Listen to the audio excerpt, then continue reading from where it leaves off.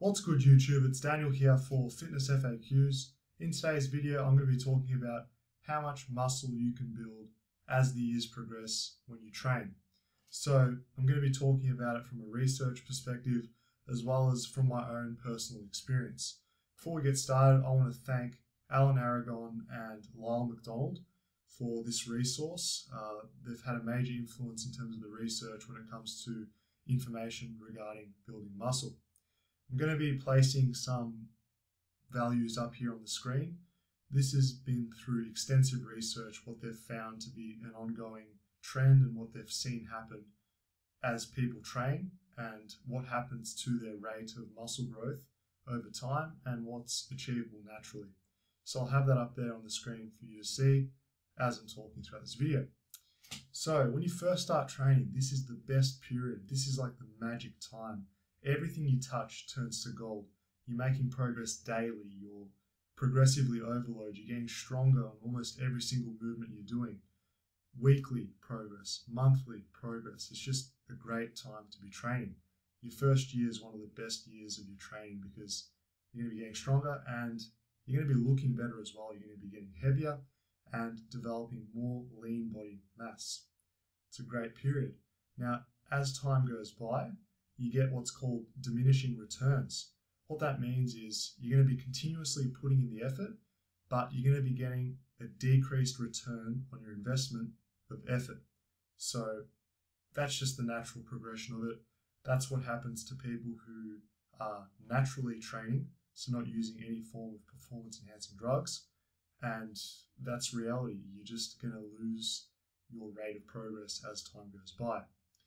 Now, of course, there's going to be individual variants. There's so many variables such as how well you're sleeping, how much you're eating, what's your nutrition like, are you progressively overloading on a consistent basis, genetics, age, hormones. There's so many factors that come into play which will determine your rate of muscle growth per year.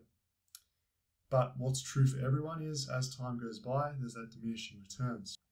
I'll give you guys a bit of history about myself. So I first started doing bodyweight resistance training back in April 2009. So it's coming up to 6 years that I've been doing bodyweight training. And I have to say that in the first 3 years, I made my most progress in terms of strength and building muscle. And then after 3 years, there's been that period of diminishing returns where it's been much more difficult for me to develop muscle and get stronger. So I'll just give you guys a bit of advice regarding nutrition and body composition. So for people doing bodyweight training especially, I wouldn't recommend getting more than 12 to 15% body fat. What that means in real terms is you should still be able to see your abs to a certain extent. If you can't, you're probably higher than that 15% body fat. Now, when it comes to bodyweight training as well, being excessively heavy is not going to do you any help because we're manipulating our body in space, and the more additional body mass, body fat that we're carrying, it's going to be holding us down and it's going to make it much more difficult to progress with bodyweight skills. Additionally, when it comes to building muscle, there's only a certain rate, as you can see from the values in the charts that I've been showing you, that you can actually build muscle per month and per year. So if you're excessively in a calorie surplus, you're just going to be laying down unnecessary fat. Your appearance isn't going to look as good. You're not going to perform as well in bodyweight exercises. And beyond a certain point, there's a phenomenon where you get decreased nutrient partitioning when you're not as lean. So that's something to consider as well.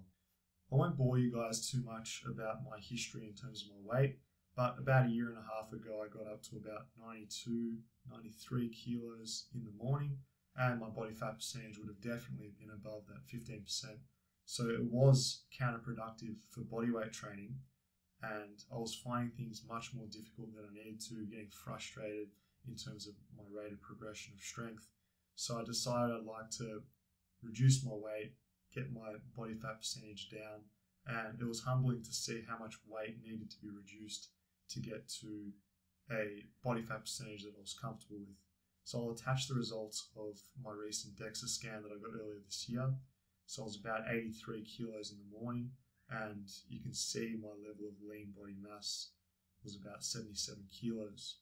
So moving forward, if I do want to develop muscle, there's no point for me to get up to 93 kilos.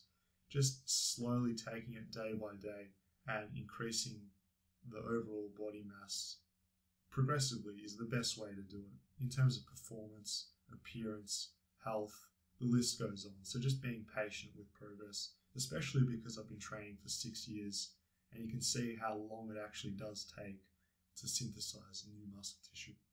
I often get asked the question, can you build muscle mass by using just body weight exercises? For the upper body, yes, definitely yes.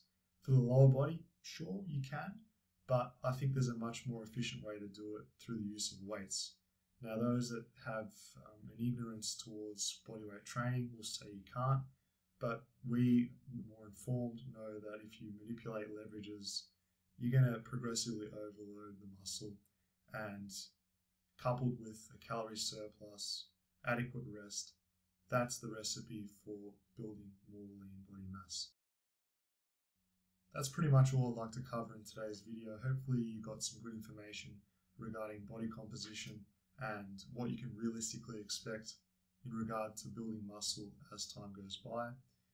I honestly recommend that you just focus on getting sound nutrition, adequate sleep and recovery, making sure that you're progressively overloading as time goes by, and just making sure that you're being very objective when it comes to your weight and making adaptations based on what the scale is saying. And as long as you're training hard, guys, you'll be impressed at what you can achieve as time goes by. Thanks for watching, and I'll see you soon.